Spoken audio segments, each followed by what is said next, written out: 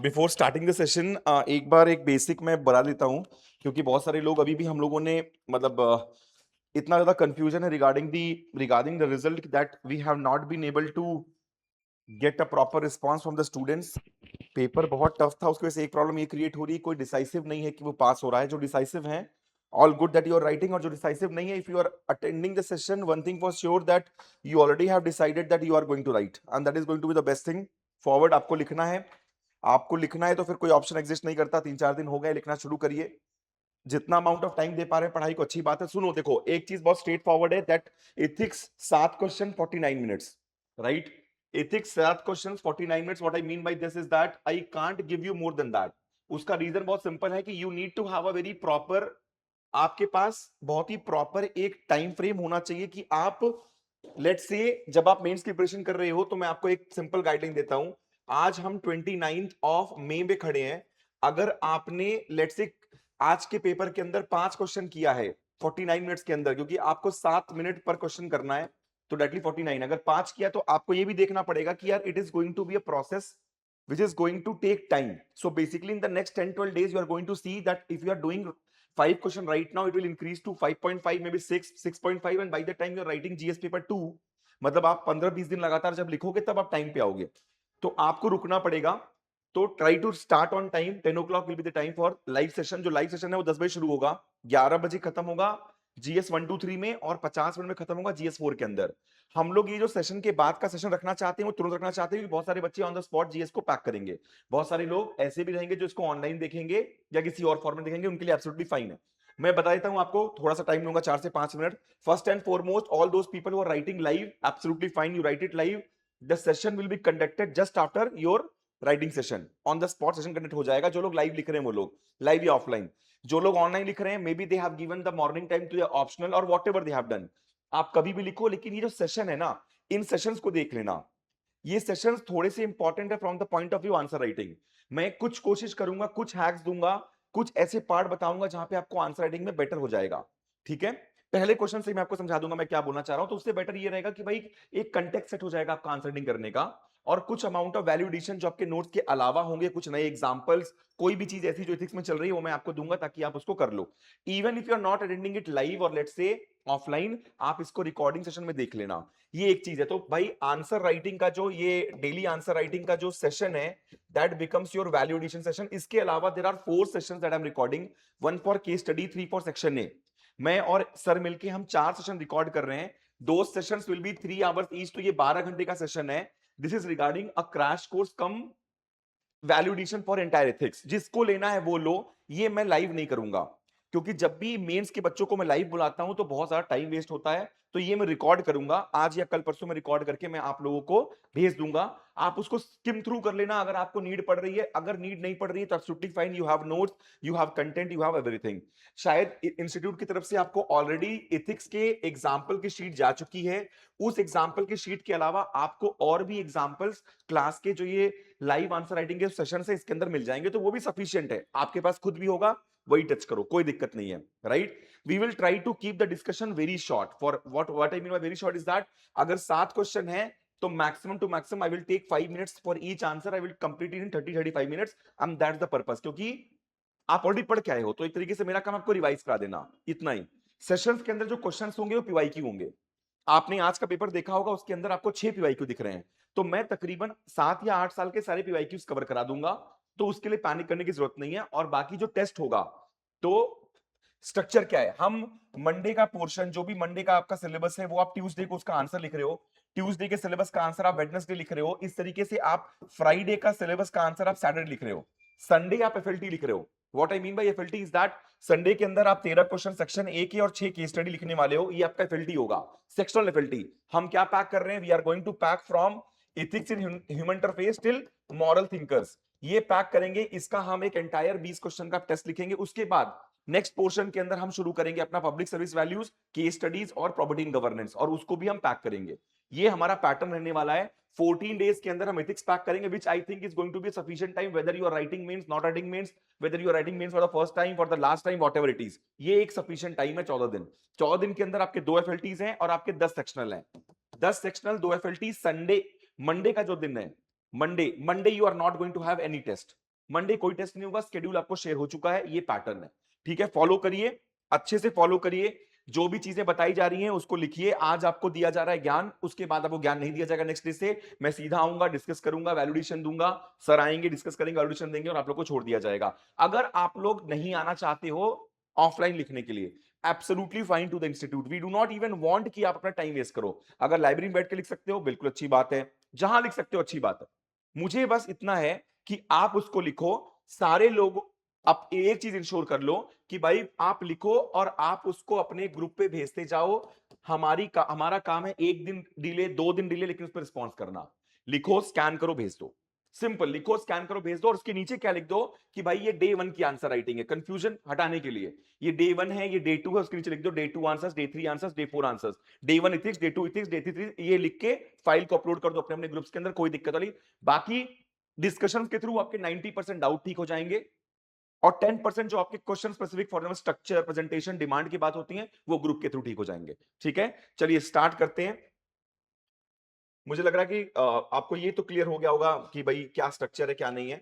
7 question होने वाले हैं रोज पेपर 1 2 3 के अंदर, 3 क्वेश्चन 15 मार्कर और 4 क्वेश्चन 10 मार्कर होने वाले हैं, और इसके अंदर सारे क्वेश्चन 10 मार्कर ही एथिक्स के अंदर, राइट।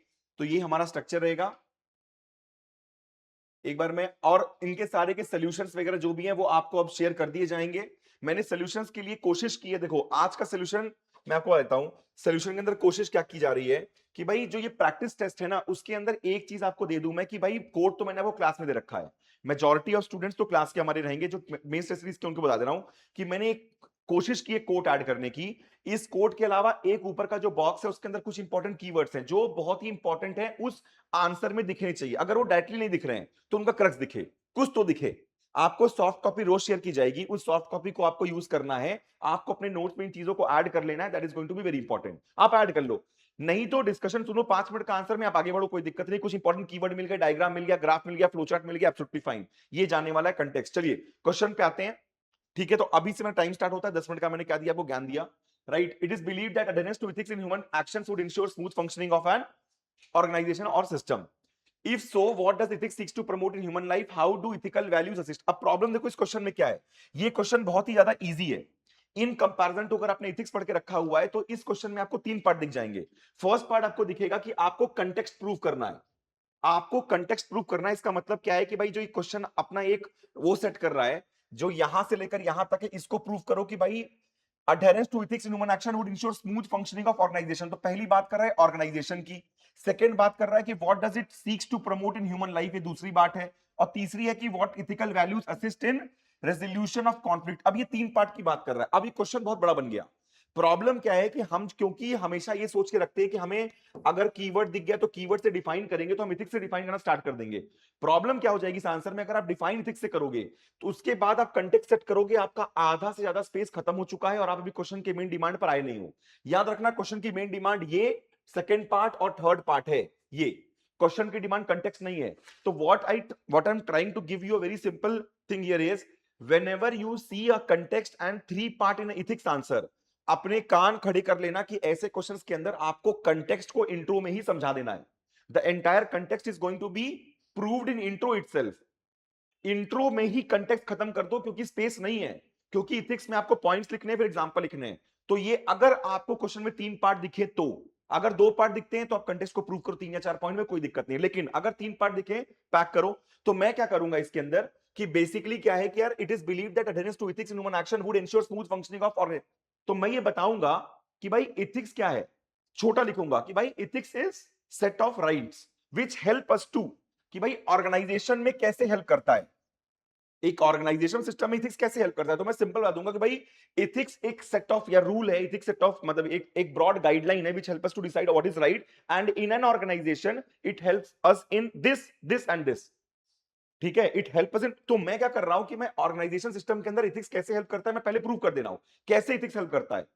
चाहे वो कॉन्फ्लिक्ट रेजोल्यूशन हो, चाहे वो बेटर मैनेजमेंट हो रिसोर्स का, चाहे वो पब्लिक सेंट्रिक पॉलिसी हो, चाहे वो ट्रांसपेरेंसी अकाउंटेबिलिटी को इंश्योर करना, कुछ भी लिखो, इनमें से 2-3 वर्ड लिखो और एक एग्जांपल दे दो। फॉर एग्जांपल अगर मैं एक ट्रेडिशनल एग्जांपल दूं तो मैं क्या करूंगा, मैं टीएन सेशन का एग्जांपल दे दूंगा या सुकुमार सेन का एग्जांपल दे दूंगा in for election commission of India. अगर मुझे कुछ और भी एग्जांपल देना है, बहुत सारे डाइवर्सिफाइड एग्जांपल्स हैं, क्योंकि मैं बात कर रहा हूं ऑर्गेनाइजेशन सिस्टम की। तो एक एनजीओ भी ऑर्गेनाइजेशन है, गवर्नमेंट भी ऑर्गेनाइजेशन है, एक सिविल सोसाइटी भी ऑर्गेनाइजेशन है, तो मैं इसके अंदर कैलाश चतुर्थी में कुछ भी बोल सकता हूं। मैं अपने आंसर को डाइवर्सिफाई करने के लिए कुछ भी बोल सकता हूं कि भाई लेट्स से कोई हॉस्पिटल है जिसने बहुत ही अच्छा काम किया, तो मेरे पास बहुत सारे एग्जांपल्स है कि भाई एक डॉक्टर की बात हमने अपने फाउंडेशन क्लास में की थी जो कि कैंसर पेशेंट को ट्रीट करते थे असम में, छाछर गवर्नमेंट हॉस्पिटल, राइट। उनको रमन मैग्सेसे अवार्ड मिला था, मैं नाम भूल रहा हूं, कुछ भी बताओ, आप कुछ भी मेंशन करो, बस यहाँ पे एक उसको देके प्रूव कर दो, 3 या 4 लाइन, आ जाओ क्वेश्चन के मेन पार्ट के ऊपर। अब देखो what does ethics promote in human life, ये बहुत इंपॉर्टेंट पार्ट है। इसमें प्रॉब्लम क्या होती है कि हम अपने आंसर्स को एक जैसा लिख देते हैं। यहां पे हम क्या कर देंगे, what does ethics promote in human life के अंदर एक जैसा कि भाई it promotes this this this and this. जैसे it promotes compassion, it promotes sacrifice, it promotes, ऐसा लिखेंगे। मैं आपको बोल रहा हूं अपने आंसर को यहां पे डाइवर्सिफाई करने का बहुत इंपॉर्टेंट मौका मिलेगा आपको। ये पार्ट बहुत इजी है, ह्यूमन लाइफ की बात कर रहा है वो। जब वो ह्यूमन लाइफ की बात कर रहा है तो it encompasses several dimension. Human life सिर्फ और सिर्फ पर्सनल नहीं है, वो प्रोफेशनल है। तो इसमें इसके अंदर आप क्या करो, इस पार्ट के अंदर इसको डिवाइड करो डायमेंशंस के थ्रू कि भाई ह्यूमन लाइफ की बात कर रहा है ना, तो ह्यूमन लाइफ क्या है, you have to play certain roles in human life. First and foremost you are citizen of this country, और लेट्स से सबसे बड़ा आपका आपका क्या है, आपका aim, you are a citizen of this world on earth. तो वहां पे आपका एक रोल है, कंट्री के सिटीजन, वहां पे आपका रोल है, as a son as a daughter आपका एक रोल है, as a father as a son as a colleague और एज अ एम्प्लॉई, जो भी कह लो। आप इस तरीके से इसके पॉइंट्स लिखो कि भाई what does ethics promotes in professional life, what does ethics help us promote in personal life, मतलब एक हस्बैंड वाइफ या फिर वैसे। इस तरीके से इसको डाइवर्सिफाई करके लिखो पॉइंट को, एक जैसे पॉइंट मत लिखो, नंबर ज्यादा मिलेंगे जब वो देखेगा कि आपका सोचने का तरीका ब्रॉड है। ये काम कर सकते हैं, बहुत आराम से कर सकते हैं। एक ही इंसान लेट्स से अगर वो इंसान एक, तो भाई वो इंसान क्या कर सकता है, वो करप्शन के अगेंस्ट वॉइस इंक्रीज, अपने वॉइस को बढ़ा सकता है। कैसे कर सकता है, अगर ऑफिस में तो विसिल ब्लो कैसे कर सकता है, अगर ऑफिस में नहीं है नॉर्मल सिटीजन है तो उसके बाद वो रिपोर्ट कर सकता है। अदरवाइज लेट्स से आप अगर ह्यूमन लाइफ की बात करें तो यार चाहे वो ब्लड डोनेशन हो, चाहे वो प्लाज्मा डोनेशन हो, चाहे वो क्राउड फंडिंग, अब कुछ भी कर सकते हो। ये सारे पार्ट इस पार्ट में आ जाएंगे, ठीक है। ये आपका पार्ट रहेगा। मैं क्या बोल रहा हूं, इसको इस पार्ट को हल्का सा डाइवर्सिफाई करो, एक जैसे पॉइंट ना लिखकर ह्यूमन लाइफ में अपने या तो लाइफ साइकिल अप्रोच अपना लो या तो अपने डिफरेंट रोल्स इन लाइफ अपना चलो। ये पॉइंट्स आ जाएंगे, एक एक पॉइंट और उसके एग्जांपल्स, ठीक है। अब आता है, देखो ये नेक्स्ट बहुत इंपॉर्टेंट पार्ट में बताना जा रहा हूं। मैं आपको क्या बोल रहा हूं कि इस पार्ट के अंदर हाउ डू इथिक्स वैल्यूज, तो इथिकल वैल्यू तो आपको पता है, आपको सारी इथिकल वैल्यूज पता है, आपको पता है कि भाई we are talking about compassion, sacrifice, निष्काम कर, everything. What does ethical values, how does ethical values assist in resolution of conflict? जैसे ही ये वर्ड आपको दिखेगा, याद रखना, इस वर्ड को देखने के बाद आपके दिमाग में एक बात आनी चाहिए, it is talking about something versus something, क्योंकि ये कॉन्फ्लिक्ट की बात कर रहा है। जैसे ही कॉन्फ्लिक्ट की बात आएगी तो आप ऐसे आंसर करोगे कि भाई कौन कौन सी कॉन्फ्लिक्ट में हेल्प कर सकता है इथिक्स। अब जब मैं बात करता हूं इथिकल वैल्यूज की, तो भाई लेट्स से कि एक बहुत बड़ा कॉन्फ्लिक्ट होता है प्रोफेशनल वर्सेस पर्सनल लाइफ का, उसमें कैसे हेल्प करता है, उसमें हेल्प करता है by prioritising. For example let's say it help us to prioritise deontological ethics. Simple सा पॉइंट है कि भाई डियोंटोलॉजिकल पार्ट को अपनाने में हेल्प करता है एथिक्स हमें। और क्या करता है, in case of transparency versus opacity it help us to opt for transparency.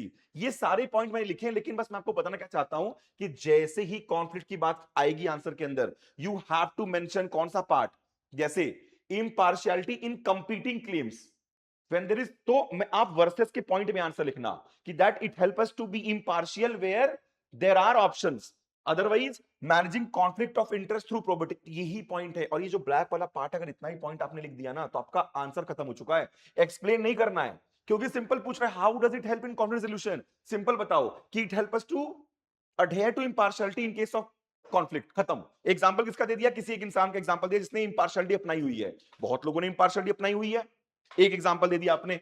ये वाला पूरा पार्ट है। For example whistle blowing in case of, तो भाई विसल ब्लोइंग कब करते हो, विसल ब्लो तब करते हो जब एक दो कॉन्ट्रडिक्टरी वैल्यूज कर रही है, एक आप राइट्स को अपना रहे हो या लॉयल्टी को, loyalty toward company versus your own integrity about if the company being dishonest.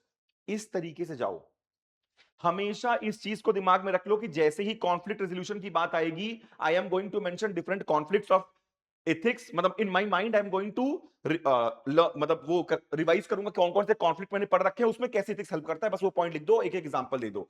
अब लाल बहादुर शास्त्री के पास कॉन्फ्लिक्ट था, क्या कॉन्फ्लिक्ट था कि वो मिनिस्टर रह सकते हैं या फिर अकाउंटेबिलिटी इंश्योर करने के लिए रिजाइन कर सकते हैं, उन्होंने क्या किया, रिजाइन किया। इसके अलावा बहुत सारे लोग हैं, जब हम दीपक ठाकुर की बात करते हैं, रैनबैक्सी का केस, सेम केस है विसिल ब्लो करने का।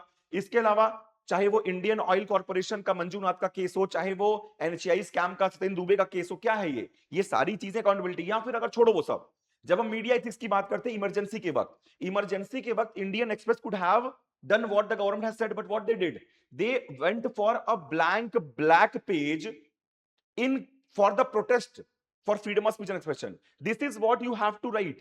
ऐसे पॉइंट्स हो जाएंगे आपके, खत्म। कंक्लूडिंग आर्गुमेंट के अंदर आप क्या कर सकते हो, आप सिंपल बता सकते हो कि भाई एथिक्स जो है वो एक सोल्यूशन नहीं प्रोवाइड कर रहा है, बट वो एक ब्रॉड आपको क्या दे रहा है। जैसे यहां पे मैंने कर दिया कि ethics does not eliminate conflict, eliminate नहीं कर रहा कॉन्फ्लिक्ट, कॉन्फ्लिक्ट हमेशा लाइफ में होगी। In a human life conflict can not be erased, you are going to fight different conflicts. Ethics is providing you a broad guideline to opt for what is right. That can be your concluding argument.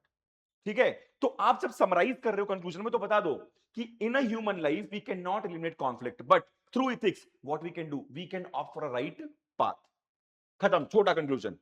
ठीक है, दो learning है, दो learning है इस question के अंदर। First learning is, if the question is very very broad having 3 और 4 points, summarise your introduction with the context part. दो पार्ट डिवाइड करो, 3 3 4 4 पॉइंट लिखो, आगे बढ़ो। ठीक है, coming to the second question, देखो बढ़िया है, बैक टू बैक क्वेश्चन पूछ रहे हैं। एक चीज और मैं डिस्कस करना चाहता हूं यहां पे, बहुत ही स्ट्रेट फॉरवर्ड। एक बार आपको हर साल एथिक्स के अंदर एक बार आपको थ्योरी क्वेश्चंस मिलेंगे और एक बार आपको अप्लाइड क्वेश्चंस मिलेंगे। थ्योरी अप्लाइड, थ्योरी अप्लाइड में डिफरेंस क्या है? थ्योरी क्वेश्चंस का मतलब होता है for example the concept of ethics, what is the teaching by Guru Nanak, what is the teaching of Mahavir, teaching of Buddha, ये क्या है, थ्योरी है। डियोंटोलॉजी, यूटिलिटी, ये नेक्स्ट टाइम क्या मिलेगा, अप्लाइड, एआई, मेडिकल एथिक्स। और मेडिकल एथिक्स के अंदर एक बहुत इंपॉर्टेंट केस जो चल रहा था वो था इथोनेशिया का। इथोनेशिया का केस आ सकता है, हमको पता है आ सकता है, तो अप्लाइड, और बारी भी अप्लाइड एथिक्स की है। चाहे आप एआई की बात करो, चाहे आप मीडिया एथिक्स की बात करो, जहां पे हम बात करते हैं ट्रांसपेरेंसी अकाउंटेबिलिटी ऑफ मीडिया की, चाहे आप बायोएथिक्स की बात, ये टॉपिक न्यूज में है, पकड़ के चलना है आपको। ठीक है, तो बेसिकली ये क्वेश्चन किसका है, हम देख रहे हैं थ्योरी के पार्ट से उन्होंने डायमेंशन ऑफ एथिक्स पूछ दिया और स्ट्रेट पूछ दिया, बड़ी अच्छी बात है, लेकिन हम डायमेंशन ऑफ एथिक्स पढ़ते ही नहीं थे। हम क्या किए, ethics encompasses several key dimensions that are crucial in guiding individuals and organizations toward moral responsible behavior। हमारा काम क्या है कि यार अब एथिक्स के डायमेंशन बताने हैं। हमें पता है कि एथिक्स के डायमेंशन दो पार्ट में डिवाइड होते हैं, एक होता है नॉर्मेटिव, सेकंड होता है अप्लाइड। जब हम नॉर्मेटिव, डिस्क्रिप्टिव, अप्लाइड 3 पार्ट में डिवाइड करते हैं एथिक्स के डायमेंशंस को, नॉर्मेटिव हमें ये डायग्राम के थ्रू बताना है। ठीक है, हमने शुरुआत कर दिया कि भाई एथिक्स से शुरुआत कर दिया वापस से कि एथिक्स क्यों। एक चीज और भी है, ध्यान समझना, क्या बोल रहा है कि ethics encompasses, what is encompasses, encompasses means it is includes to many of things. तो इसी चीज को प्रूव करो कि ethics is not a static but a generally accepted principle of what is right, so it includes many dimension of it, some of those are normative, descriptive और applied। normative को define कर दो, descriptive को define कर दो और applied को define कर दो, और दोनों के एग्जांपल लिख दो। ठीक है, जैसे for example normative, descriptive, virtues जितने भी हैं, एक एक आंसर लिखो, आगे बढ़ जाओ। ये पार्ट बहुत, क्योंकि यहां फर्स्ट पार्ट क्या बोल रहा है, ethics in key dimension are crucial to guiding, ये एक्सप्लेन द की डायमेंशन, ये पार्ट है एक्सप्लेन द की, ये फर्स्ट पार्ट है। दोनों पार्ट एक ही क्वेश्चन पूछ रहा है, की डायमेंशन बताइए। इंट्रो में डाला कि भाई एथिक्स एक बहुत ब्रॉड प्रिंसिपल है, इसके अंदर बहुत सारी चीजें एडेड होती हैं, उनके की डायमेंशंस ये होते हैं, आपने की डायमेंशन बता दिया। इस पार्ट को छोटा रखो, क्यों? क्योंकि सबसे बड़ा पार्ट नेक्स्ट है, discuss how these dimension shape ethical decision making in professional context. याद रखना डिमांड क्या है क्वेश्चन की, क्वेश्चन की डिमांड यहां पर है professional context. It is not going to ask about anything personal. Professional context में डायमेंशन कैसे हेल्प करेगा, अब मैं बताता हूं आपको। जब आप normative ethics, descriptive ethics, virtue ethics की बात करते हो, तो इसके ऊपर बहुत ज्यादा पॉइंट आपको नहीं मिलेंगे, आपको पॉइंट मिलेंगे किसके ऊपर, अप्लाइड के ऊपर। अप्लाइड एथिक्स के अंदर प्रोफेशनल बहुत है। फॉर एग्जांपल मीडिया एथिक्स कैसे हेल्प करती है प्रोफेशनल कंटेक्स्ट में, it help us to decide what to write and what to not. It help, media ethics prescribe करती है कि आपको गवर्नमेंट के सामने झुकना है या कि गवर्नमेंट के अगेंस्ट बोलना है, आपको डिबेट डिस्कशन करानी है कि या फिर आपको बिक जाना है, सारी चीजें independence of media, media ethics. Same goes for let's say जब हम बात करते हैं मेडिकल एथिक्स की। अब मेडिकल एथिक्स के अंदर बहुत सारे एग्जांपल्स, नेगेटिव एग्जांपल हमने देख रखे हैं, पॉजिटिव भी देख रखे हैं। Doctors have led their life while serving in covid, there has been many doctors, then there are certain cases of hoarding of cylinders, then they have certain cases of kidney rackets, then they have certain cases of, समझ रहे हो, सारी चीजें हैं। तो media ethics, sorry medical ethics कैसे help करता है, क्योंकि ये भी प्रोफेशनल है।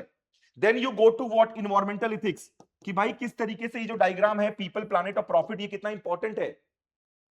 ये सारी चीजें अप्लाइड इथिक्स की हैं। More amount of content is going to come from applied ethics, less amount of content is going to come from virtue, normative and this part is more theoretical. यहां पर आपको क्या मिल सकता है, वर्च्यू एथिक्स के through आप क्या अपना सकते हैं, you are going to be, let's say, बहुत इंपॉर्टेंट वर्च्यू क्या है, करेज का।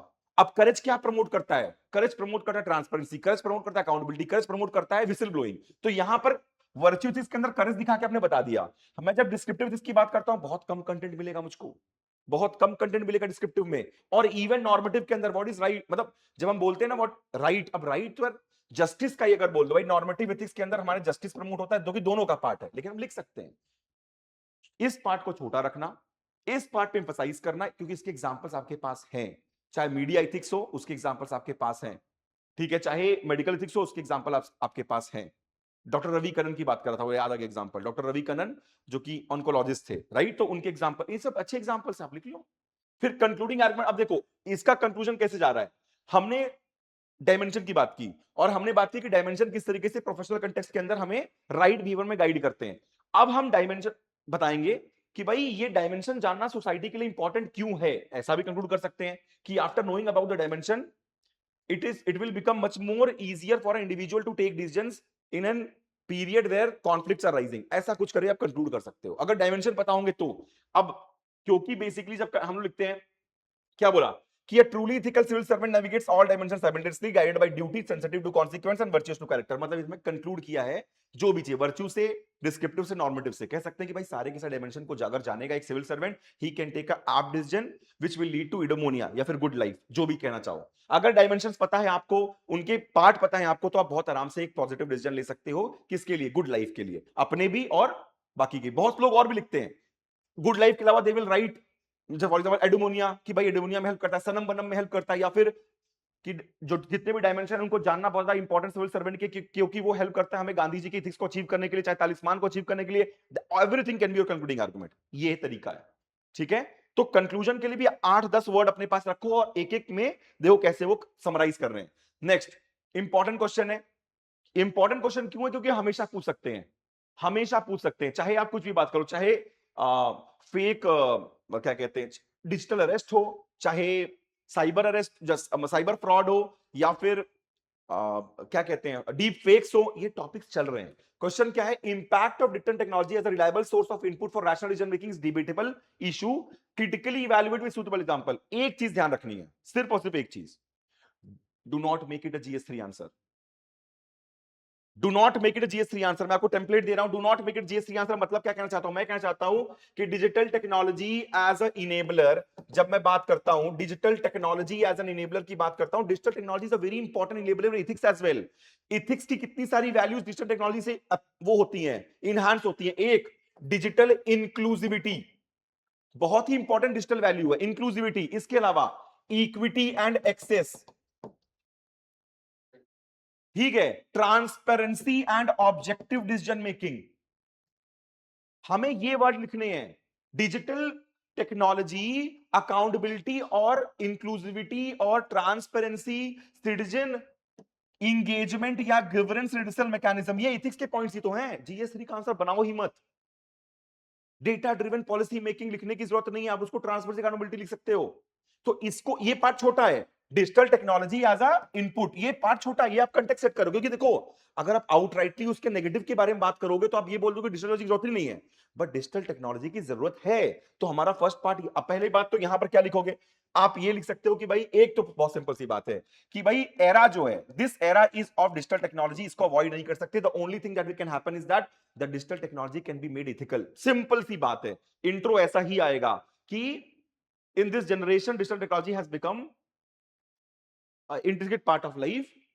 The only thing that we can, मतलब ऐसा कि भाई इसके अंदर इथिकल कंपोनेंट को ऐड करने की जरूरत है टू मेक इट इनेबलर। आप बता दो digital technology as an enabler, enabler के अंदर ये वाला पॉइंट आ जाएगा, इंक्लूसिविटी, कुछ भी है डिजिटल टेक्नोलॉजी। यार एक बात बताओ, डिजिटल टेक्नोलॉजी के थ्रू अगर इन्वायरमेंटल डिस्ट्रक्शन कहां पे हो रहा है, अरुणाचल प्रदेश में हो रहा है, या फिर एक इन्वायरमेंटल डिस्ट्रक्शन हो रहा है छत्तीसगढ़ के अंदर, हसदेव आरंगिया नेशनल पार्क, हसदो आरंगिया जो फॉरेस्ट है वहां पे डिफॉरेस्टेशन हो रहा है, डिजिटल टेक्नोलॉजी के थ्रू आप उसके लिए प्रोटेस्ट कर सकते हो, क्राउड फंडिंग कर सकते हो, अकाउंटेबिलिटी इंश्योर कर सकते हो, राइट टू रिकॉल का ऑप्शन है, जेनजी प्रोटेस्ट हो गया नेपाल में डिजिटल टेक्नोलॉजी का, सब कुछ क्या है, ये सब कुछ इथिक्स है, ये सब कुछ इथिक्स है। चाहे आप कॉकरोच जनता पार्टी बोलो, कुछ भी बोलो, एक अंडर करंट जो है वो मेंशन नहीं करना है आपको, लेकिन सोचना ऐसे, सोचना ऐसे। ये हो गया ये वाला पार्ट। अब आइए कि भाई इश्यूज क्या क्या है। जो मैं इश्यूज की बात कर रहा हूं तो इश्यूज बहुत प्रॉपर है, आपको पता है इश्यूज क्या है। एक तो एक्सक्लूसिविटी है डिजिटल टेक्नोलॉजी की ओल्ड एज के लिए, तो हैव एंड हैव नॉट्स का प्रॉब्लम आता है, वहां पे इनइक्विटी की बात करते हैं। इसके अलावा आपको पता है किस तरीके से डेटा मैनिपुलेशन हो रहा है, किस तरीके से डेटा फजिंग हो रही है, किस तरीके से अल्गोरिथम बायस है, किस तरीके से जो देखो जब मैं बोलता हूं कि डिजिटल एक्सक्लूसिविटी, तो वो सिर्फ और सिर्फ इंडिया में एग्जिस्ट नहीं करता from the generation point of view, it also exist among the countries Africa versus north. तो आप दोनों पॉइंट से सोचना, इंडिया के अंदर तो जेंडर वाइज है कि मेल और फीमेल, और जनरेशन वाइज है हमारा और हमारे फादर और मदर का, लेकिन बाकी में साउथ वर्सेस नॉर्थ भी है, तो वो सब पॉइंट भी आप लिख सकते हैं। इसके अलावा क्या क्या भाई, miss information campaign, mob violence, इतनी सारी चीजें देख रहे हो, ठीक है, कोई रिस्ट्रिक्शंस नहीं है, राइट। डीप फेक्स इंपैक्ट कर रहा है, सुसाइड कर रहे हैं, ठीक है, फेक इंफॉर्मेशन कैंपेन चल रही है, राइट, ये सारी चीजें। और एक बात और सोचो, डिजिटल टेक्नोलॉजी के थ्रू फ्लो ऑफ इनकम है, फ्लो ऑफ फंड्स है, टेररिस्ट एक्टिविटी को प्रमोट किया जा रहा है, एंटी इंडियन, फॉर एग्जांपल चाहे वो कुदनकुलम न्यूक्लियर प्लांट के अगेंस्ट का जो प्रोटेस्ट है, प्लांटेड प्रोटेस्ट है, ये सारे पॉइंट्स आप लिख सकते हो। ये वाला पार्ट इसके अंदर आएगा कि भाई ओवर रिलायंस। और एक चीज और है, एक बहुत, digital technology is also leading to a very important part, the health impact of it, health impact on the children. Secondly, health impact क्या है, बहुत जल्दी चश्मे लग रहे हैं, बहुत ज्यादा ओबिसिटी है, ये भी इथिकल एस्पेक्ट है टेक्नोलॉजी का, कि इतना ओवर रिलायंस जब आप करोगे तो आपकी क्रिटिकल थिंकिंग कम हो जाएगी, you will stop thinking about it, you will stop having rational outlook because you will try to have solutions every time from the, ये हो गया आपका पार्ट। लास्ट पार्ट है, क्योंकि देखो आप नेगेटिवली जा रहे हो तो लास्ट पार्ट के अंदर सोल्यूशन देना पड़ेगा। हमेशा अपने आप को क्या समझो, हमेशा अपने आप को डॉक्टर समझो, हमेशा याद रखना कि प्रिस्क्रिप्शन ही लिख रहे हो। आपने बता दिया फर्स्ट पार्ट में positive of digital technology, second part में बता दिया कि how digital technology is an abruptor, not, क्या है क्वेश्चन, कि भाई एक रैशनल डिसीजन लेने के अंदर प्रॉब्लम क्रिएट कर रहा है, सॉरी, कि भाई डिसीजन डिबेटेबल, तो डिबेटेबल क्यों है, वो सोल्यूशन बताओ कैसे किया जाए। तो भाई उसके लिए रिस्पॉन्सिबल एआई की बात कर सकते हो, उसके लिए जितनी भी बिग टेक कंपनीज हैं उनकी इथिकल कोड ऑफ कंडक्ट की बात कर सकते हो, एक ओवरसाइट मैकेनिज्म, पेरेंटल कंट्रोल की बात कर सकते हो। ये आ गया हमारा कंक्लूडिंग आर्गुमेंट, ये आ गया हमारा कंक्लूडिंग आर्गुमेंट। सिंपल सी बात है, आप बोल सकते हो कि सारी की सारी टेक्नोलॉजीज अगर वो लॉ को अडहेयर करती हैं, पेरेंटल गाइडेंस को करती हैं, अदरवाइज एक समय ऐसा भी आएगा जब इनके ऊपर क्या रिस्ट्रिक्शन लगा दिया जाएगा और ये खत्म, ठीक है। Coming to the fourth question, अब देखो ये क्वेश्चन एक्चुअली क्या हुआ एग्जाम में, जब इस क्वेश्चन को लोगों ने लिखा, जब मैंने उनसे बात की, तो प्रॉब्लम क्या क्रिएट हुई फोर्थ क्वेश्चन के अंदर, that they realise that this question is, majorly उन्होंने आंसर लिख दिया जो यूनिवर्सल इथिक्स होती हैं और जो रिलेटिव इथिक्स होती हैं उनके ऊपर। प्रॉब्लम ये सिर्फ और सिर्फ ये रिलेटिव इथिक्स का क्वेश्चन है, this is a question of justice and it is saying that justice as a component it has been relative in nature, yes it has been relative in nature. For example when we talk about women's right या women justice, वो बहुत तेजी से evolve होता जा रहा है। When we talk about personality rights, वो बहुत तेजी से इवॉल्व होता जा रहा है, समझ रहे हो आप। तो बेसिकली लोगों ने क्या सोचा कि ये in universality of ethics versus relativism, उसका क्वेश्चन ये नहीं है, उसका क्वेश्चन, ये क्वेश्चन स्टेट क्या बोलता है, concept of just and injustice contextual, ये सिर्फ और सिर्फ कंटेक्चुअल की बात कर रहा है। लोगों ने यहां पे गलत आंसर लिखा। उसके बाद क्या बोल रहा है, what was a just year back may turn out to be unjust today, discuss with appropriate example the customer administration. अब ये क्वेश्चन वहां पे क्या था, यूपीएससी में पीवाईक्यू है, बट वहां पे था कि this might lead to miscarriage of justice, what is just today may not be a just tomorrow, this may lead to है बी, for example dowry, sati, LGBTQ, या फिर जोसेफ शाइन के किसके लिए था, अडल्ट्री, ये सारी चीजें, इथुनेशिया, अबॉर्शन, ये सारी चीजें जो है वो क्या है, वो रिलेटिव है। तो हम इस क्वेश्चन को स्टार्ट कैसे कर सकते हैं कि भाई ये जस्टिस का क्वेश्चन है, क्योंकि यहां पे कीवर्ड लिखा है जस्ट एंड अनजस्ट, ठीक है। तो आप बोल सकते हो सिंपल कि justice as an component of ethics has always been relative depending upon place, time and law, खत्म, प्रूव्ड। कि जस्टिस एंड कंपोनेंट एथिक्स किस पे डिपेंड करता है, जो हमने रिलेटिव एथिक्स पढ़ा हुआ है, प्लेस, टाइम एंड लॉ, बता दिया। इसका एक नीचे एग्जांपल डाल दिया, इंट्रो के बाद एग्जांपल डाल दिया कि for example section 377 during British time and after Puttaswamy case, खत्म। अब आ जाओ इसके ऊपर कि भाई किस तरीके से आप प्रूव कर रहे हो। तो भाई आपको बताना है कि what has been just a year back may not be just right now, तो उसका एवोल्यूशन तो आपने बता दिया, एवोल्यूशन ऑफ एथिक्स कुछ एग्जांपल्स के थ्रू। फॉर एग्जांपल डवरी, सती, ठीक है, राइट्स ऑफ एलजीबीटीक्यू को रिपीट नहीं करेंगे तो हम इथोनेशिया के बारे में बता सकते हैं कि किस तरीके से हमने इवॉल्व किया है, पैसिव के बारे में। फिर जस्टिस के मामले में हम बता सकते हैं कि भाई how we are moving from equality to equity, ठीक है। फिर उसके बाद हम बात कर सकते हैं कास्ट सिस्टम की, डाउरी, बहुत कुछ है। इनको बता दिया आपने, छोटा रखना ये वाला पार्ट, एवोल्यूशन ऑफ एथिक्स। फिर बताना है कि भाई justice appropriate in context of administration. देखो पहले मैं किसी की बुराई नहीं कर रहा हूं, ये मैं सोचा वेबर की पॉलिसी की बुराई कर रहा हूं मैं, बट पहले एडमिनिस्ट्रेशन में जस्ट क्या था? एडमिनिस्ट्रेशन जस्ट था हायरार्की। पहले एडमिनिस्ट्रेशन में जस्ट था ओपेसिटी, ओपेक नेचर, ये सब जस्ट था। आज वो जस्ट नहीं है। पहले सिटीजन इंगेजमेंट हम प्रमोट नहीं करते थे, सिविल सर्विस एक्टिविज्म हम प्रमोट नहीं करते थे, आज हम प्रमोट करते हैं। तो क्योंकि वो हमसे पूछ रहा है discuss with appropriate example in context of administration, तो हमें कुछ तो राइट्स के बारे में बात करनी जो इवॉल्व हो गई, कुछ हमें बात करनी है एडमिनिस्ट्रेशन कैसे इवॉल्व हुआ है। वो सारे वैल्यू जो पहले जस्ट थे जो आज जस्ट नहीं है। एडमिनिस्ट्रेशन के अंदर, एडमिनिस्ट्रेशन के अंदर पहले एक तरीके से सीलिंग थी वुमन के लिए, अभी कुछ स्टेट्स की डीजीपी भी कौन बनने वाली है? वुमन बनने वाली है। एडमिनिस्ट्रेशन के अंदर एक सीलिंग थी वुमन के लिए, इवन इन जुडिशरी, लेकिन जुडिशरी के अंदर भी अब जो नेक्स्ट हमारा जो सीजीआई बनेंगे 2 साल के लिए, वो वुमन बनने वाली है। ये चाहे सीलिंग बात, ये ऐसे पॉइंट आपको लिखने पड़ेंगे जहां आप दिखा रहे हो कि वो चीज जो पहले सही कि सही मानने का मतलब ये नहीं है, कहीं ये नहीं लिखा था कि सती होके रहेगा, वो एक कस्टम था। वैसे ही बहुत सारे कस्टम चले आ रहे हैं, वो अब इवॉल्व हो रहे हैं, उनके बारे में आपको लिखना पड़ेगा एडमिनिस्ट्रेशन के अंदर भी, ठीक है। पहले आरटीआई जैसा कोई कंपोनेंट नहीं था, आज आरटीआई एक इंट्रिंसिक पार्ट है लाइफ का, ठीक है। इस तरीके से इस पार्ट को आप लेके जाओगे कि भाई जब जैसे ये पार्ट आप बहुत आराम से कर लोगे, मुझे कोई दिक्कत नहीं। जैसे फॉर एग्जांपल एडमिनिस्ट्रेटिव इंप्लीकेशन, यार आप ध्यान से देखो, पहले क्या था कि यार एडमिनिस्ट्रेशन के अंदर ही देखो, गवर्नर अकाउंटेबिलिटी इंश्योर की जा रही है, स्पीकर अकाउंटेबिलिटी इंश्योर की जा रही है, सिविल सर्वेंट अकाउंटेबिलिटी इंश्योर की जा रही है। अभी रिसेंटली एक एग्मूट कैडर की जो आईएएस ऑफिसर थे, उनको डिसमिस किया गया सर्विस से, डिसमिस हुआ सर्विस से। 2002 या 3 बैच की थी, 2009 में ग्राफ्ट उनके ऊपर वो लगा हुआ था, वो एग्जांपल मैं आपको दे दूंगा, आप समझ रहे हो, ऐसी चीजें हैं। तो ये वाला पार्ट जो है उस तरीके से जाएगा। पहले विसिल ब्लोअर प्रोटेक्शन नहीं था, 2014 में एक्ट है, अब लोग बोलते हैं कि उसको और स्ट्रेंथन करो। ये है एवोल्यूशन ऑफ जस्टिस, कि किस तरीके से क्या चीज जो पहले जस्ट हम नहीं समझते थे या हम उसे सोचते थे इंपॉर्टेंट नहीं, आज बहुत इंपॉर्टेंट बनके निकल रही हैं, ठीक है। चाहे वो मेरिट बेस्ड क्या होता है, प्रमोशन हो, सारी चीजें। तो इस तरीके से आप इसको लिखोगे, और जब आप इसे कंक्लूड करने जाओगे तो आप बता दोगे भाई कि भाई जस्टिस जो है एज एन कंपोनेंट, वो सिर्फ रिलेटिव नहीं है, उसके अंदर बहुत सारी चीजें इंक्लूड करती हैं। The ethical administrator must have courage to question what is merely traditional। तो आप क्या बता रहे हो कि जब भी आप बोल रहे हो जस्ट वर्सेस अनजस्ट, तो आप बोलते हो अनजस्ट को हटाना है, we have to remove, just को लाना है। इसके लिए क्या चाहिए?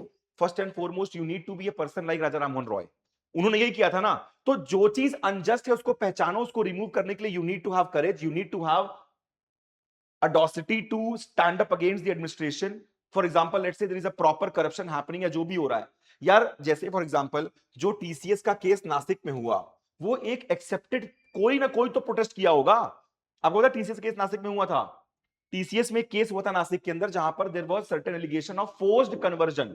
तो बहुत, और ये 5-7 साल से चल रहा है, लेकिन किसी ने तो विसिल ब्लो किया होगा। तो आपको वो करेज चाहिए to stand up against administration, आपको वो चीज चाहिए। आज के समय में वो चीज मिस हो रही है, क्यों हो रही है? Because everybody is taking sides, nobody is neutral. तो आप कंक्लूडिंग आर्गुमेंट ऐसे ही करोगे that we need to have the courage of conviction, we need to stand up against the system, so that all those things which are unjust right now may become just in, खत्म, ठीक है। इस तरीके से question जाएंगे।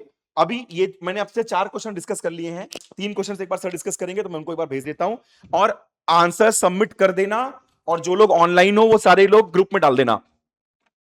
Social media, digital media का कोई भी क्वेश्चन आता है, इको चैम्बर इफेक्ट यूजफुल हो सकता है। इको चैम्बर इफेक्ट क्या होता है? इको क्या होता है? जब हम चीज़ें बोलते हैं वो रिवर्बरेट होता है। सोशल मीडिया भी एग्जैक्टली वही है। जब हम चीज़ें जो स्क्रॉल कर लेते हैं, जो चीज़ें हम स्क्रॉल करते हैं, बार बार देखते हैं, तो एल्गोरिथमिक बायस एक ऐसा क्रिएट होता है कि वही चीज़ें हमें बार बार दिखाई देती हैं। तो दूसरा कीवर्ड इससे रिलेटेड होता है एल्गोरिथमिक बायस। राइटिंग समझ लेना बस। जो सोशल मीडिया का एल्गोरिथम है वो कैसे काम करता है कि आपने एक चीज़ पर्टिकुलर रील स्क्रॉल की, तो उसके बाद सेम टाइप की मल्टीपल रील्स आ जाती हैं। ये एल्गोरिथमिक बायस ऐसे बोलते हैं। एल्गोरिथमिक बायस से क्या होगा, इको चैम्बर इफेक्ट होता है। इको चैम्बर इफेक्ट क्या होता है कि सेम कंटेंट बार बार हमारे पास आएगा। जब एक बार सेम कंटेंट हमारे पास आ रहा है तो दूसरे क्या होगा, जो हमारे अराउंड होगा एक फिल्टर क्रिएट हो जाएगा। उस फिल्टर को क्या बोलते हैं, एक फिल्टर बबल क्रिएट हो जाएगा।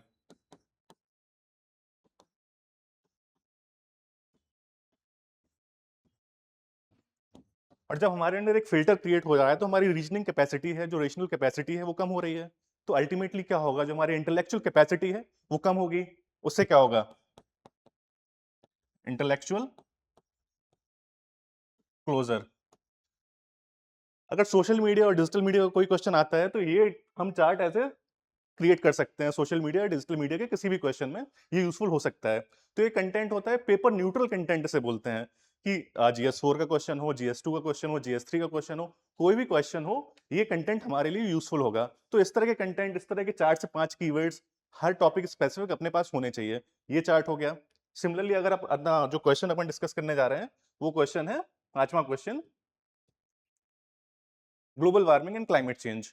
Global warming and climate change का क्वेश्चन GS4 में आ ही रहा है, बाकी GS में भी आ रहा है। तो मैं 3 डायग्राम दूंगा, जो वो पेपर न्यूट्रल वो भी हैं, वो भी किसी कॉन्टेक्स्ट में यूज हो सकते हैं। 3 ट्रायंगल बोलता हूं इसे मैं, जो आपको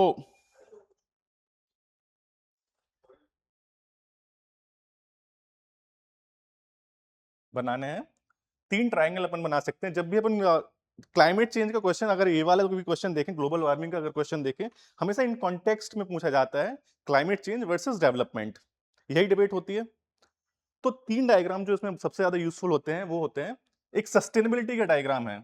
अगर हम जब सस्टेनेबिलिटी की बात करें, जो MS स्वामीनाथन सर हो गए, जब भी सस्टेनेबिलिटी डिफाइन करते हैं तो 3 टर्म्स में सस्टेनेबिलिटी डिफाइन करते हैं। पहली, इन्वायरमेंट सस्टेनेबिलिटी।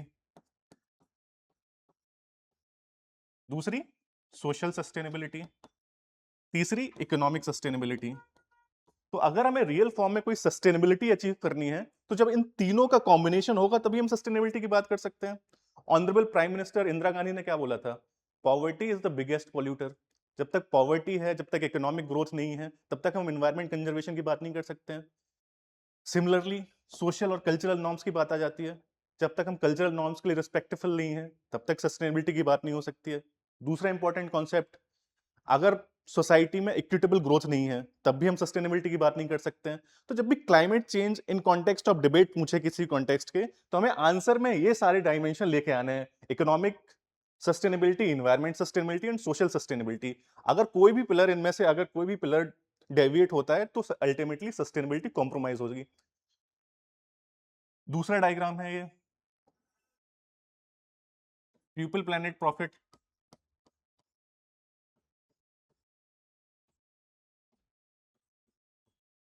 नॉर्मल डायग्राम है, हम सब पढ़ते हैं।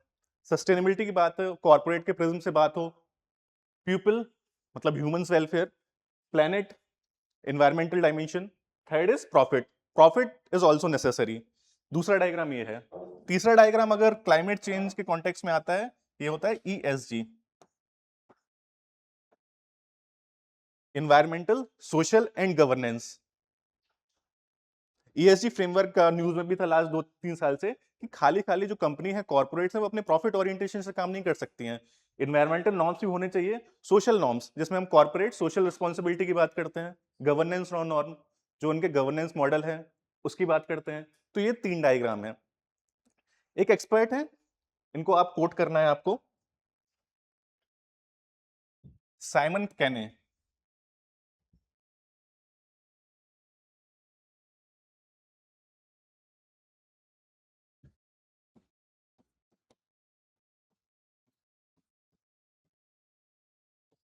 साइमन कैने, CANEOI, उनका एथिकल थ्योरिस्ट है, उनका इन्वायरमेंट में काफी काम है।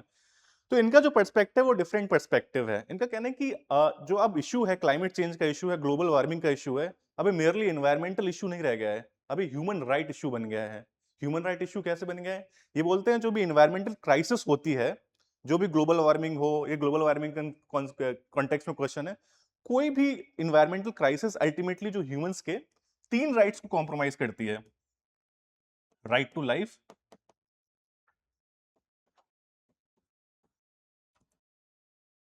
राइट टू हेल्थ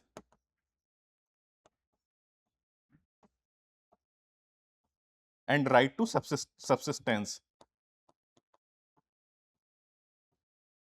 तो अगर ग्लोबल वार्मिंग है तो एक इंडिविजुअल के ये राइट्स कॉम्प्रोमाइज होते हैं। Right to life, right to health, right to subsistence, Simon Caney का पर्सपेक्टिव है। अगर हम देखें United Nation Human Right Commission की बात बोलते हैं तो United Nation Human Right Commission भी बोलता है कि ग्लोबल वार्मिंग, क्लाइमेट चेंज अब खाली इन्वायरमेंटल इशू नहीं है, अब ये बन चुका है ह्यूमन राइट इश्यूज। पांचवा पर्सपेक्टिव, इंडियन पर्सपेक्टिव में पॉलिटी में भी एनवायरमेंट इंपॉर्टेंट है। M K Ranjit Singh case का नाम सुना है किसी ने? एम के रंजीत सिंह 2024 या 25 का लैंडमार्क डिसीजन है। तीन पर्सपेक्टिव ऑनरेबल सुप्रीम कोर्ट में इसमें दिए गए हैं कि right to protection against climate change is part of fundamental right. M K Ranjit Singh case में ऑनरेबल सुप्रीम कोर्ट ने ओपिनियन दिया है कि जो क्लाइमेट चेंज है वो आर्टिकल 14 और आर्टिकल 21 को इक्वली इंपैक्ट करता है। आर्टिकल 21 को कैसे? Because article 21 is related to right to life. Article 14 कैसे? Equality how? राइट। कि जो मोस्ट वल्नरेबल सेक्शन है वो सबसे ज्यादा इंपैक्ट होता है क्लाइमेट चेंज से।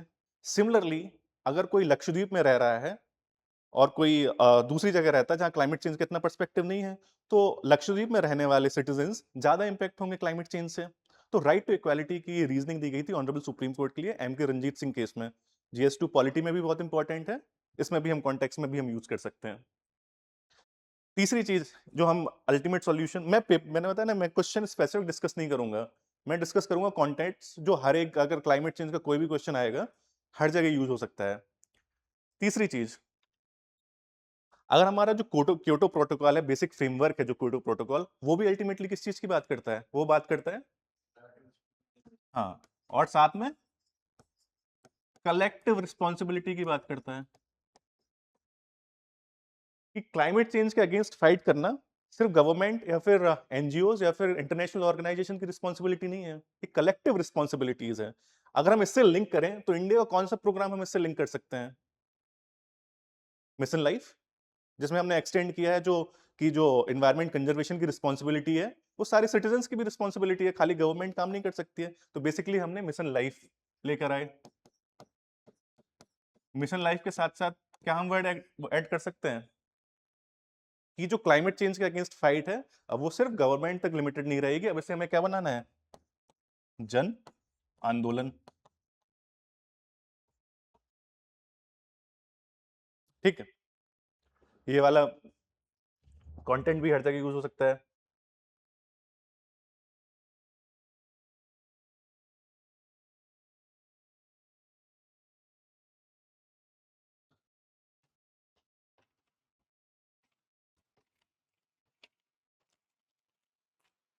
अगला कीवर्ड है क्लाइमेट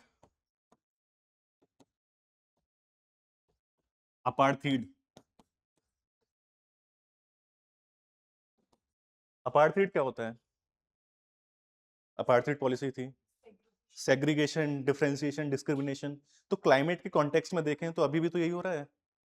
जो सबसे वेल ऑफ कंट्रीज हैं, डेवलप्ड कंट्रीज हैं, जिन्होंने जो क्लाइमेट चेंज जो हुआ, जो diesel based fossil fuel growth थे उसके बेनिफिट्स लिए, लेकिन सफर कौन कर रहा है? जो मोस्ट वेलरेबल हैं, जिनका डेवलपिंग कंट्रीज हैं, लीस्ट डेवलप्ड कंट्रीज हैं। तो इस टर्म के लिए यूज किया जाता है, जो टर्म्स है वो है क्लाइमेट अपार्थीड, क्लाइमेट इनजस्टिस।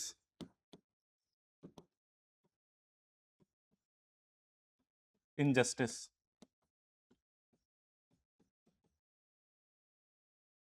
अगर क्लाइमेट चेंज का कोई क्वेश्चन आता है तो दो पर्सपेक्टिव और याद रखने हैं। कौन से? इक्विटी। इक्विटी में भी सबसे इंपॉर्टेंट इंटर जनरेशन इक्विटी, दूसरी इंट्रा। इंटर जनरेशन इक्विटी मतलब सेम जनरेशन में कोई वेल ऑफ है, कोई पुअर सेक्शन ऑफ सोसाइटी है, तो उनमें भी इक्विटी इंश्योर करनी है। Inter generation equity with next generation. Sustainability, जब हम ब्रंटलैंड कमीशन की बात करते हैं तो ब्रंटलैंड कमीशन ने ये तो बोला था कि needs of today should be fulfilled and capacity of future generation should also not be compromised. तो अगर क्लाइमेट चेंज का कोई भी क्वेश्चन, अगर क्लाइमेट चेंज हो रहा है तो वो इंट्रा जनरेशनल इक्विटी को भी इंपैक्ट करेगा और इंटर जनरेशन इक्विटी को भी इंपैक्ट करेगा। तो ये दोनों कीवर्ड्स भी हमें याद रखने हैं। अगर इंडिविजुअल लेवल पे आता है कि इंडिविजुअल लेवल पे हम क्या कर सकते हैं, क्योंकि दूसरा क्वेश्चन का दूसरा पार्ट क्या है कि व्हाट कैन बी डन। तो एक कीवर्ड इसमें हमें याद रखना है, वो है ग्रीन वर्च्यूज।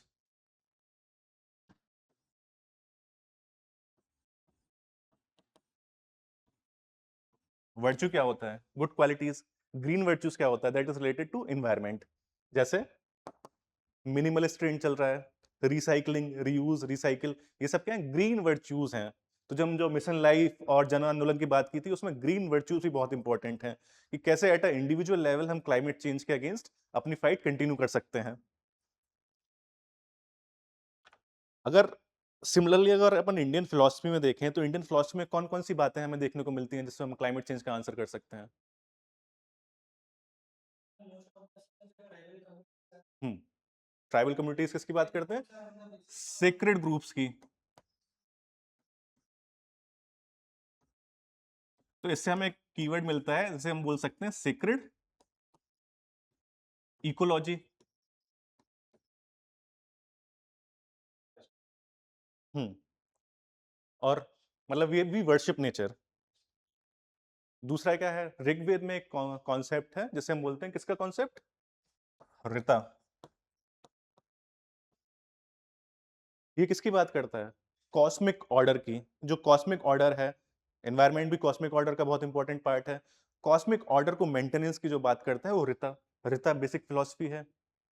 तीसरी, अगर हम देखें तो जो भूमि सूक्त है, भूमि सूक्त किस बारे में बात करता है? कि we are children of earth. तो ह्यूमंस और एनवायरनमेंट के बीच में कैसा रिलेशनशिप होना चाहिए? जो रिलेशन एक मदर और चाइल्ड के बीच में होता है। This can be used as a conclusion line in any climate related question. दूसरा कोट है, ये इंट्रोडक्शन की तरह यूज कर सकते हैं, कंक्लूजन की तरह यूज कर सकते हैं। प्रकृति रक्षति रक्षिता, nature protects when it is protected. ये दो कोट हम यूज कर सकते हैं इंट्रोडक्शन एंड कंक्लूजन में, climate change related, environment related कोई भी क्वेश्चन है अगर है तो। तीसरा, कॉन्स्टिट्यूशन से हमें कोई आर्टिकल मिलता है जो इसके बारे में बात करता है, एनवायरमेंटलिज्म, क्लाइमेट चेंज। 48A जो directive principle of state policy की बात करता है। 51A जी।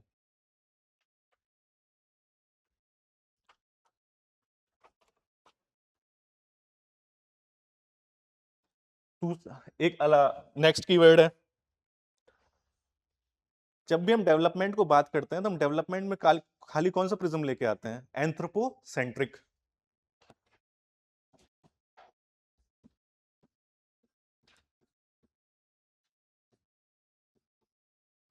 लेकिन अल्टीमेटली हमें कौन सा अप्रोच फॉलो करना चाहिए? इकोसेंट्रिज्म या biocentrism.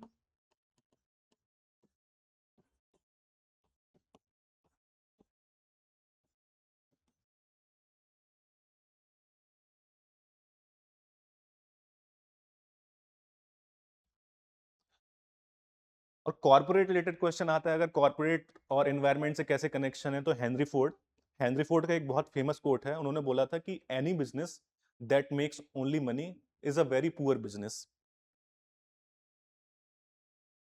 Any business that only makes money is a poor business. Any business that only makes money is a poor business. कहीं ना कहीं कॉर्पोरेट सोशल रिस्पॉन्सिबिलिटी और की एक ऑर्गेनाइजेशन की, बिजनेस ऑर्गेनाइजेशन की और भी बहुत सारी ड्यूटीज होती हैं।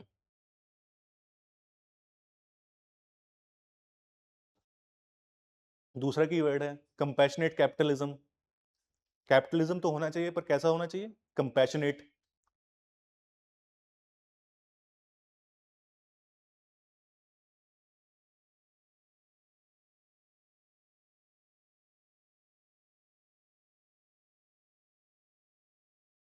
अब बाकी कीवर्ड्स में दे रखे हैं जो ऑलरेडी दे रखे हैं, अपारिग्रह, वो मैं डिस्कस नहीं कर रहा हूँ। मेरा पर्पज ये है कि वो कंटेंट देना जो हर जगह यूज हुआ है। कम से कम अपने पास 20 कीवर्ड्स हैं अब जो यूज हो सकते हैं एनवायरमेंट रिलेटेड, क्लाइमेट रिलेटेड किसी भी क्वेश्चन को आंसर करने के लिए। ऑनलाइन अगर किसी को कोई डाउट है तो इसमें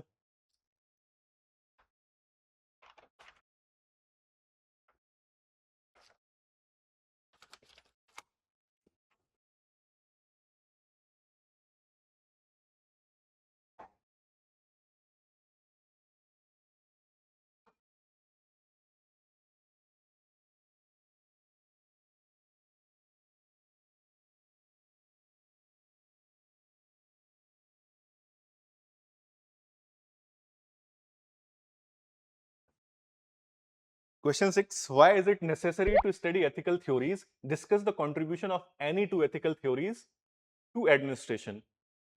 ये एथिक्स एंड ह्यूमन इंटरफेस वाला क्वेश्चन है और ये मल्टीपल टाइम्स पूछा गया है, बस की लैंग्वेज चेंज होती रहती है। कभी कभी ये क्वेश्चन ये पूछता है why ethics is necessary in human life. दूसरा क्वेश्चन ये भी पूछता है कि what will happen if there is no ethics in the absence of ethics. तो मोर एंड लेस क्वेश्चन की थीम यही रहती है। क्वेश्चन है why is it necessary to study ethical theories. पहला पार्ट पहले डील करते हैं कि एथिकल थ्योरीज को अंडरस्टैंड करना या समझना या पढ़ना क्यों इंपॉर्टेंट है। तो सबसे पहले एथिक्स की बेसिक डेफिनेशन क्या होती है?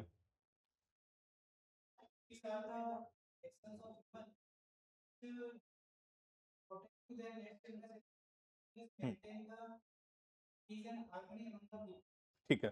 बेसिकली जो आप डिफाइन करती हैं, एआरसी डिफाइन करती है जिस तरह से एथिक्स को, that is we need ethics to determine what is right and what is wrong.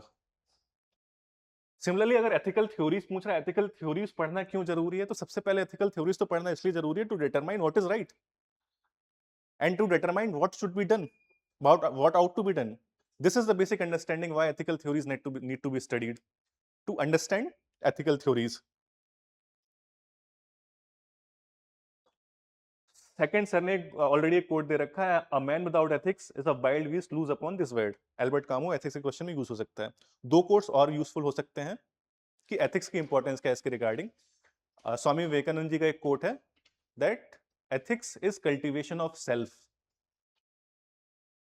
Self cultivate मतलब जब हम सेल्फ ग्रोथ करते हैं, सेल्फ कल्टीवेशन करते हैं, दैट इज एथिक्स। तो अगर हम एथिकल थ्योरीज अगर पढ़ रहे हैं, एथिकल थ्योरीज अंडरस्टैंड कर रहे हैं, तो अल्टीमेटली हम सेल्फ कल्टीवेशन कर रहे हैं, सेल्फ ग्रोथ कर रहे हैं, सेल्फ डेवलपमेंट कर रहे हैं। तो स्वामी विवेकानंद जी का कोट है। एक प्रोमिनेंट पर्सनालिटी है अल्बर्ट श्वाइट्जर नाम से, उनका कोट है, बहुत सिंपल कोट मैं लेके आया हूं कि ethics is not nothing but reverence for human life. Reverence क्या होता है? रिस्पेक्ट। तो एथिक्स सिर्फ अगर हम ह्यूमन लाइफ के लिए रिस्पेक्ट है, दैट इज एथिक्स। ये वाला कॉन्टेक्स्ट कहां पे यूज हो सकता है?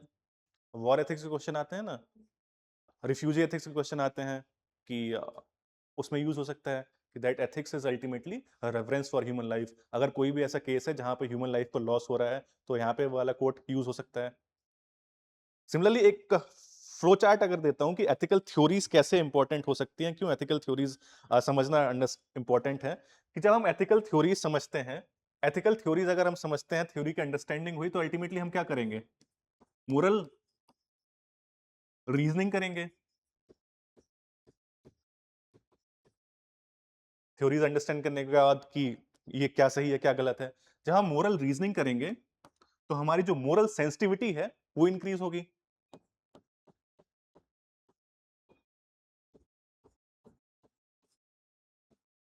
मोरल सेंसिटिविटी क्या है? दूसरे का पर्सपेक्टिव समझना, दूसरे की मोरल वैल्यूज को समझना। जब मोरल सेंसिटिविटी होगी, मोरल रीजनिंग होगी, तब मोरल प्रोग्रेस होगी।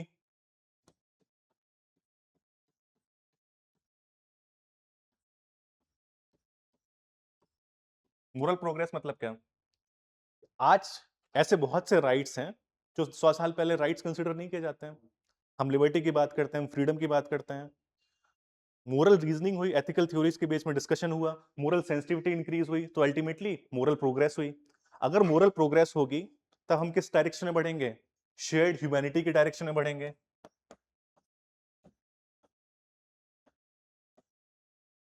शेयर्ड ह्यूमैनिटी, शेयर्ड ह्यूमैनिटी के डायरेक्शन में बढ़ेंगे। तो अल्टीमेटली हमने स्टार्ट डिस्कशन कहां से किया? क्योंकि हम स्टडी एथिकल थ्योरीज पढ़ना क्यों इंपॉर्टेंट है, इसलिए इंपॉर्टेंट है। एक पर्सपेक्टिव ये हो गया। दूसरे पर्सपेक्टिव हम कैसे कर सकते हैं कि एथिकल थ्योरीज पढ़ना, एथिक्स क्यों इंपॉर्टेंट है? इंडिविजुअल से स्टार्ट करते हैं, इंडिविजुअल से लेके जाएंगे हम इंटरनेशनल एस्पेक्ट तक। एक इंडिविजुअल के लिए एथिकल थ्योरीज पढ़ना क्यों इंपॉर्टेंट है? क्राइसिस ऑफ कॉन्शियस को संस्कृत श्लोक का रक्षिता, प्रकृति रक्षित रक्षिता, nature protect when it is protected. हाँ, इंडिविजुअल लेवल के लिए क्या है, क्यों इंपॉर्टेंट है कि क्राइसिस ऑफ कॉन्साइंस ना आ पाए, डेली जो डे टू डे एक्टिविटीज हम करने जा रहे हैं उसमें हेल्पफुल हो, डिसीजन लेने में, डिलेमेस जो होते हैं, क्राइसिस जो होती है उसे ओवरकम करने के लिए। Maintain the law and order, वो सोसाइटी के पर्सपेक्टिव में डिस्कस करेंगे। अगर हमें बता रहा हूँ पॉइंट्स कैसे जनरेट करने हैं, अगर पूछे कि एथिक्स क्यों रिक्वायर्ड है, तो इंडिविजुअल लेवल से स्टार्ट करेंगे। इंडिविजुअल लेवल से क्यों? सेटिस्फेक्शन के लिए, खुद के सेल्फ सेटिस्फेक्शन के लिए कि मैंने जो काम किया है वो एथिकल है। इंडिविजुअल लेवल पे क्यों रिक्वायर्ड है? सेकंड, अगर बात करते हैं सोसाइटी लेवल पे क्यों रिक्वायर्ड है? Stability, peace in the society, harmony in the society, इसके लिए। Third, at the level of nation, at the level of country, peace, order, law and order, stability, cohesiveness, national cohesiveness के लिए required है। फिर आगे global, globally अगर ethics होगा, conflict कम होंगी, वॉर्स कम होंगे, शेयर्ड ह्यूमैनिटी होगी, मोरल प्रोग्रेस होगी, इंटरनेशनल पीस होगी। राइट। तो हम दोनों तरह से जनरेट कर सकते हैं कि अगर पूछे इन द एब्सेंस ऑफ एथिक्स क्या होगा, सबका रिजर्व हो जाएगा, सबका रिवर्स हो जाएगा, इंटरनल पीस नहीं होगी, सोसाइटी में हार्मोनी नहीं होगी, बिजनेसेस फेल कर जाएंगे, कॉर्पोरेट वाला भी एग्जांपल लेके आ जाएंगे, इंस्टीट्यूशंस फेल कर जाएंगे, ऑर्गेनाइजेशंस फेल कर जाएंगे। तो ऐसे आप डायरेक्टली, अगर टाइम की क्राइसिस है तो इस लेवल पे भी, कि इंडिविजुअल लेवल पे क्या होगा, हम डायरेक्टली पॉइंट्स जनरेट कर सकते हैं।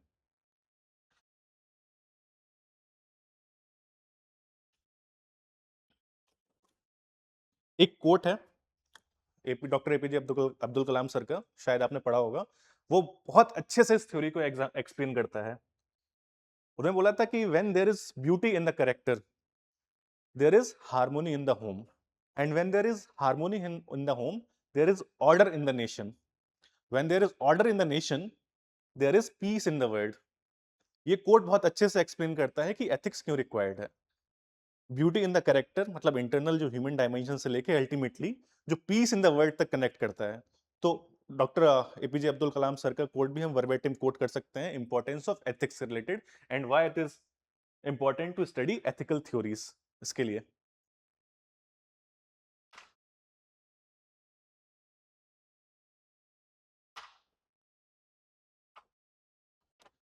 सेकंड जो इसका एस्पेक्ट है, discuss the contribution of any two ethical theories in the administration. Ethical theories तो हम पढ़ते हैं, यूटिलिटेरियनिज्म, डिओन्टोलॉजी, वर्च्यू एथिक्स, सबको एक्सप्लेन करेंगे और सबको करेंगे कि कौन कौन सी थ्योरी किस किस केस में इंपॉर्टेंट है।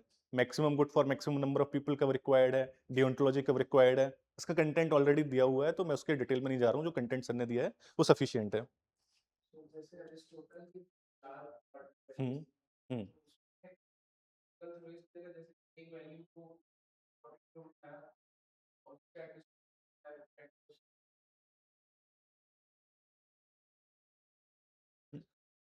अरिस्टोटल का जो वो है डोमेन है, वो वर्च्यू एथिक्स में आता है।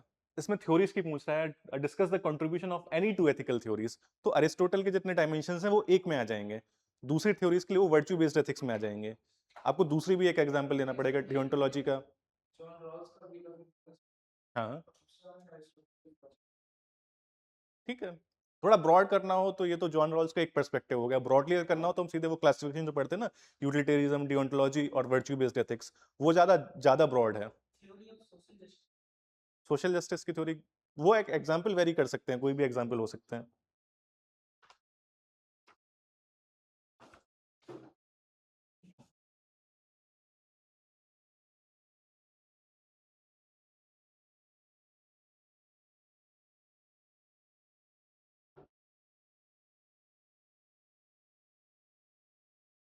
ये क्वेश्चन बहुत इंपॉर्टेंट हो जाता है अभी करंट में जो जो चीजें चल रही हैं। The strength of society is not in laws but in morality of its people, Swami Vivekananda ji. Quote क्यों इंपॉर्टेंट हो जाता है?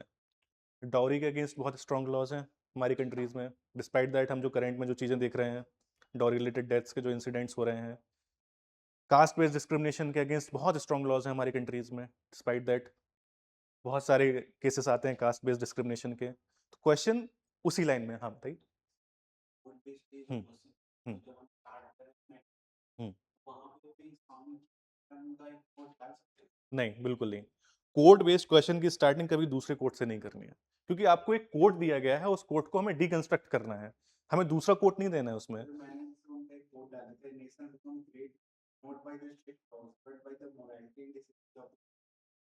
नहीं नहीं, कोड बेस्ड क्वेश्चन की स्टार्टिंग में कभी कोड नहीं लिखना है, ये ऐसे में भी हमें चीज याद रखनी है, क्योंकि हमें कोड दिया है, एग्जामिनर ने हमें कोड दिया है कि एक्सप्लेन दिस कोड।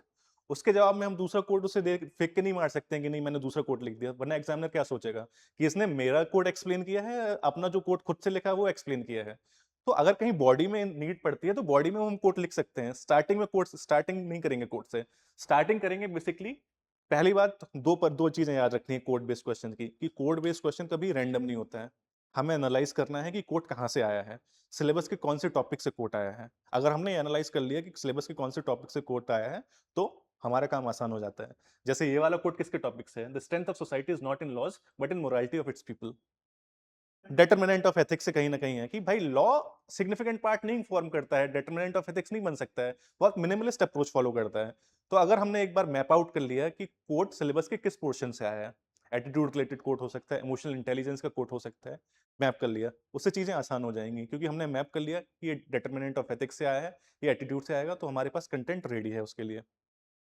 अगर हमने मैप कर लिया कि कौन से पार्ट से आया है, सिलेबस के कौन से पार्ट से ये कोड आया है, तो उसके बाद हमें कोट एक्सप्लेन करना है 3 से 4 लाइन में कि what does this quote actually means. तो इसमें हमें कैसे करना है कि strength of society is not in laws but in morality of its people. Strength of society is not in laws. सबसे पहले स्ट्रेंथ ऑफ सोसाइटी का मतलब क्या होता है? कब बोलते हैं हम स्ट्रॉन्ग सोसाइटी है? सोशल कैपिटल हो जब सोसाइटी में।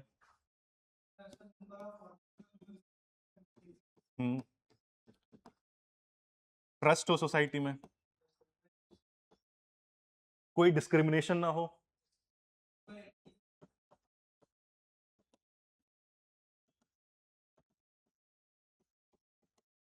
कोई प्रेजुडिस, कोई स्टेरियोटाइप, कोई डिस्क्रिमिनेशन, जेंडर जस्टिस हो, इक्वालिटी हो, यही स्ट्रॉन्ग सोसाइटी है। और कोई हैरेसमेंट ना हो, इक्वालिटी हो, इक्विटी हो, यही स्ट्रॉन्ग सोसाइटी है। जो एल्डरली पॉपुलेशन है उनके लिए रिस्पेक्ट हो, उनके लिए जो गुड लाइफ का आइडिया है। हाँ, मतलब जो भी है कि जितने भी सोशल इविल्स हैं वो नहीं होने चाहिए। जो एल्डरली पॉपुलेशन के अगेंस्ट जो हम देखते हैं क्राइम्स ऑफ सोसाइटी में, हम देखेंगे एल्डरली बहुत इंपॉर्टेंट टॉपिक है, उनके अगेंस्ट जो क्राइम्स इंक्रीज हो रहे हैं, डिजिटल अरेस्ट हो का क्राइम हो, तो बेसिकली जो हार्मोनी होनी चाहिए सोसाइटी में वो होनी चाहिए, वही स्ट्रॉन्ग सोसाइटी का मतलब होता है। कोहेसिवनेस होनी चाहिए सोसाइटी में, यही स्ट्रॉन्ग सोसाइटी का मतलब होता है। और सोसाइटी बहुत ब्रॉड हो सकती है, एक लोकल सोसाइटी से लेके इंटरनेशनल सोसाइटी तक हो सकती है। तो कहीं ना कहीं एक्सप्लेन क्या कर रहा है कि but in morality of people the strength of society is not in laws. हमारे पास लॉज हैं, नेशनल लॉज की हमने बात की, डाउरी के अगेंस्ट लॉज है, डिस्क्रिमिनेशन के अगेंस्ट लॉज है, इंटरनेशनल लॉज भी हमारे साथ बहुत बहुत सारे हैं, इंटरनेशनल इंस्टीट्यूशन भी बहुत सारे हैं। पर सारे इंटरनेशनल इंस्टीट्यूशन, सारे इंटरनेशनल लॉज, सारे डोमेस्टिक लॉज कहीं ना कहीं स्ट्रेंथ ऑफ सोसाइटी के लिए कंट्रीब्यूट नहीं कर रहे हैं। स्ट्रेंथ ऑफ सोसाइटी अल्टीमेटली किससे आएगी? मोरल वैल्यूज से, मोरालिटी से। तो कहीं ना कहीं क्वेश्चन को हम ये फ्रेम कर सकते हैं कि क्वेश्चन क्या कहने की कोशिश कर रहा है। क्वेश्चन कहीं ना कहीं ये कहने की कोशिश कर रहा है कि morality is far more important than laws.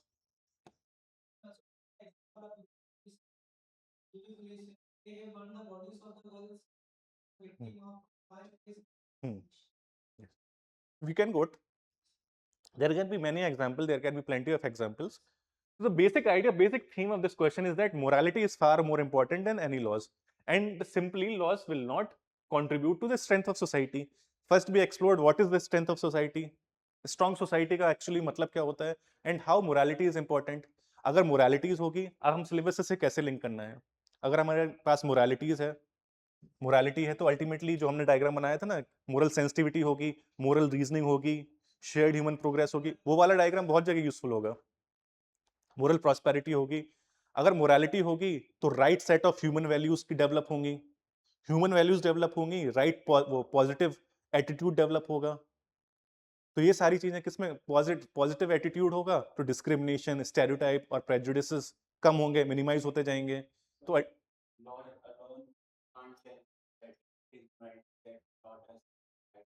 Right, ये आप बॉडी में डाल सकते हैं, फिर कंक्लूजन में इस लाइन को डाल सकते हैं। तो बेसिकली इसकी जो गेस्ट था इस क्वेश्चन का यही था कि कैसे morality is far more important than any law. Content इसका किसी भी हो सकता है, आप किसी भी कॉन्टेक्स्ट से आंसर कर सकते हैं।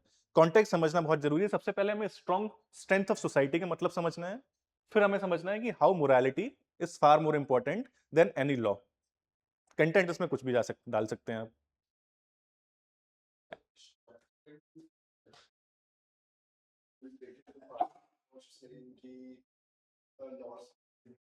First give example that how best तरीके से हम एग्जांपल कर सकते हैं कि एंटी डाउरी एक्ट का एग्जांपल दे सकते हैं, डोमेस्टिक वायलेंस एक्ट का दे सकते हैं। They are very strong laws.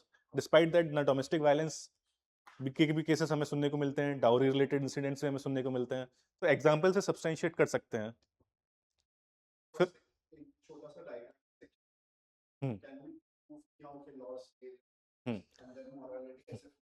Right, या तो ये बना सकते हैं कि डेटरमिनेंट ऑफ एथिक्स, लास्ट में कंक्लूड करने से पहले कि determinant of ethics, that yes law can be one of the determinant of ethics but it is not complete.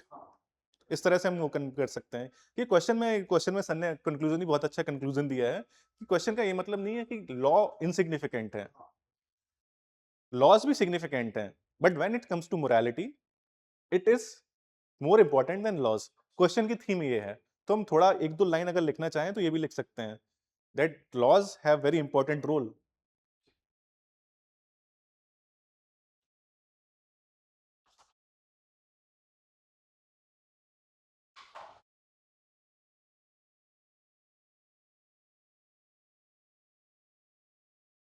दो तीन कीवर्ड्स और हैं जो न्यूट्रल कीवर्ड्स हैं जो कॉर्पोरेट प्रैक्टिस में पढ़ते हैं। ग्रीन वॉशिंग, ग्रीन वॉशिंग नहीं होनी चाहिए। ग्रीन वॉशिंग क्या होता है? बेसिकली कंपनी प्रिडिक्ट करती हैं, कंपनी ये डिस्प्ले करने की कोशिश करते हैं कि बहुत इन्वायरमेंटली सेंसिटिव है वो, पर एक्चुअली ये कुछ होता नहीं है। वो जस्ट एक मार्केटिंग प्रैक्टिस की तरह यूज किया जाता है कि क्योंकि हम भी देखेंगे कि भाई ये कंपनी बहुत इन्वायरमेंटली सेंसिटिव है तो इसी का प्रोडक्ट खरीदते हैं। तो कहीं ना कहीं ये मार्केटिंग टेक्टिक बन जाती है, वो इन्वायरमेंटली एक्चुअली में कुछ नहीं कर रहे होते हैं। तो ग्रीन वॉशिंग एक जस्ट एक मार्केटिंग प्रैक्टिस बन जाती है। तो ग्रीन वॉशिंग एक वो हो गया, कीवर्ड्स हो गया। एक कीवर्ड है एनर्जी पॉवर्टी का।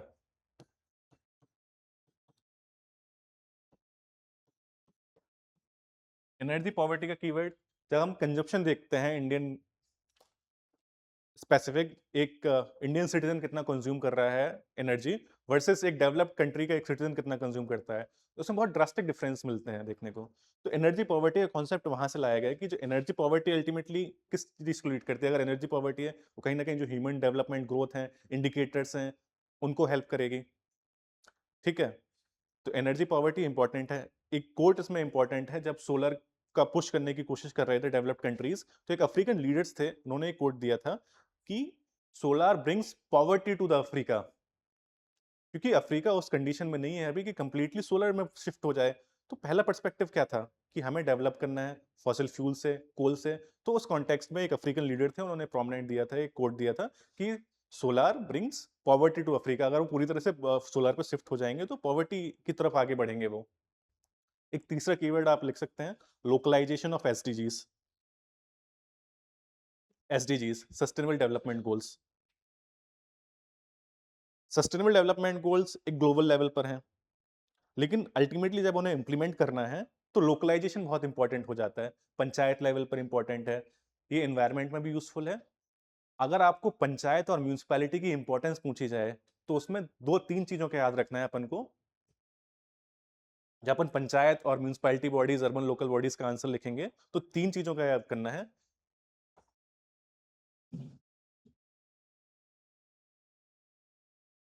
स्पेसिफिकली अगर क्वेश्चन की इंपॉर्टेंस पूछी जाती है, what is the importance of urban local bodies and panchayats. Sendai framework किससे रिलेटेड है? डिजास्टर मैनेजमेंट से। एजेंडा 21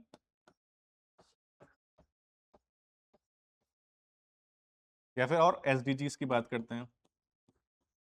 जितने भी ग्लोबल फ्रेमवर्क हैं ये बात करते हैं कि अल्टीमेटली जो एक्शंस लेने हैं हमें मोस्ट डिसेंट्रलाइज लेवल पर लेने हैं।